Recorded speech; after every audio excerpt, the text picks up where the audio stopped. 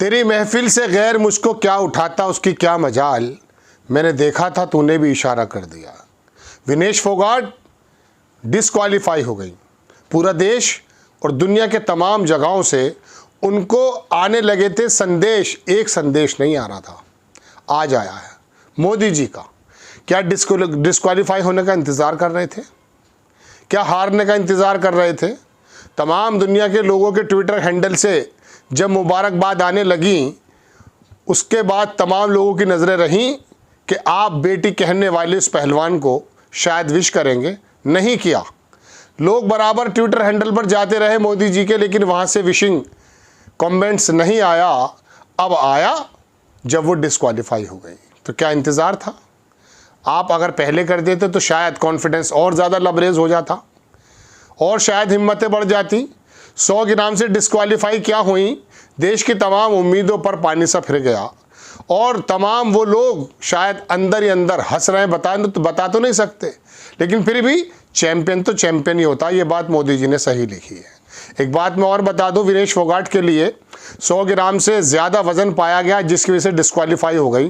किसी प्रकार की कोई साजिश मुझे नज़र नहीं आती। बड़ा सोफिस्टिकेटेड सिंडिकेट होता है ओलंपिक की जो संस्थाएं होती हैं, लेकिन उसके बावजूद गिला ये रह जाता है कि किसने क्या किया है। बात यह है दोस्तों, पहले तो मैं विनेश फोगाट के बारे में कह दूं कि देश पूरा स्तब्ध है।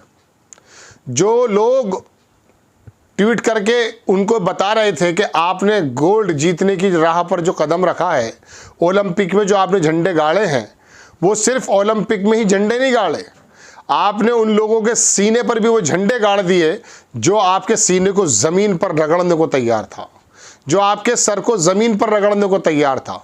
लेकिन कोई दिक्कत नहीं है, गिरते हैं मैं शहसवार ही मैदान जंग में, वो तिफल क्या चले जो घुटनों के बल चले, वो तिफल क्या गिरे जो घुटनों के बल चले।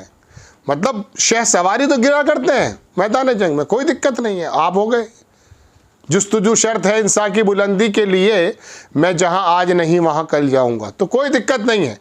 दरअसल विनेश फोगाट ने तो दोस्तों गोल्ड और देश का दिल और देश का मान उस वक्त बढ़ा दिया था जब 82 मैच ना हारने वाली लगातार और 4 बार की विश्व चैंपियन जापान की उस खिलाड़ी को जमींदोज कर दिया था। मेडल मिलता न मिलता कोई बड़ा मसला नहीं था, लेकिन जब दुनिया को उन्होंने बता दिया था कि वर्ल्ड चैंपियन 4 बार की और लगातार 82 मैच जीतने वाली खिलाड़ी को उन्होंने हरा दिया था, उसी वक्त पता चल गया था कि किस जुनून के साथ खेल रही हैं। लेकिन तकलीफ तो यहाँ आती है ना, आदमी जब सेल्फ एनालिसिस करता है, सुना है बेहोश हो गई हैं, बेहोश वो नहीं हुई हैं, दरअसल बेहोश तो पूरा गोदी मीडिया था। मैं बताऊंगा आपको पूरी बात।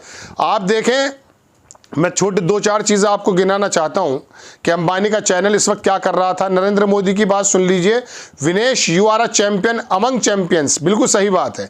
You are India's pride and inspiration for each and every Indian. वाकई इंस्पायरेशन है विनेश फोगाट।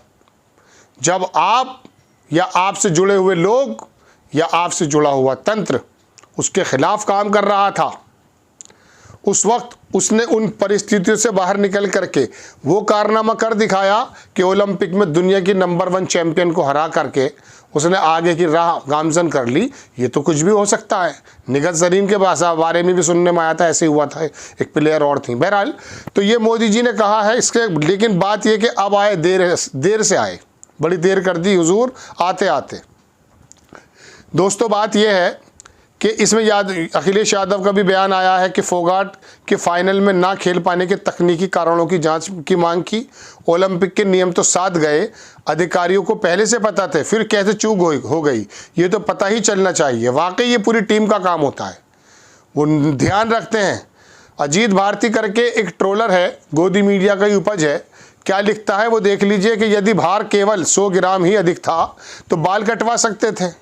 गोल्ड तो गोल्ड होता है, बाल फिर उगाते। मैं बस पूछ रहा हूं कि क्या बाल कटवाना वैध है? नियमों में संभव है, अवैध होगा, वरना ये विकल्प अपनाया जा सकता था। ये लोग वो हैं जो मजाक उड़ा रहे थे पहले से। गोदी मीडिया का चैनल है और हेमा मालिनी का भी बयान आया है। यही अजीत भारती क्या कह रहा है कि इस जर्मन कुतिया में ट्वीट ना किया तो गोल्ड मेडल जीतता, साला पनौती, गालियां बकी। मैं माफ़ी चाहूँगा, उसको मुझे पढ़ना पड़ गया। ये बंदा भारतीय जनता पार्टी को सपोर्ट करता है, बिहार का रहने वाला है गालिबन, और इतनी नफरतें फैलाता है कि लिटरली गालियाँ बकता है। ध्रुव राठी के बारे में कह रहा है, ध्रुव राठी ने पिछले दिनों जो है उसको जो है कॉन्ग्रेचुलेट कर दिया था कि never forget how the shameless godi media and BJP IT cell tried to defame her.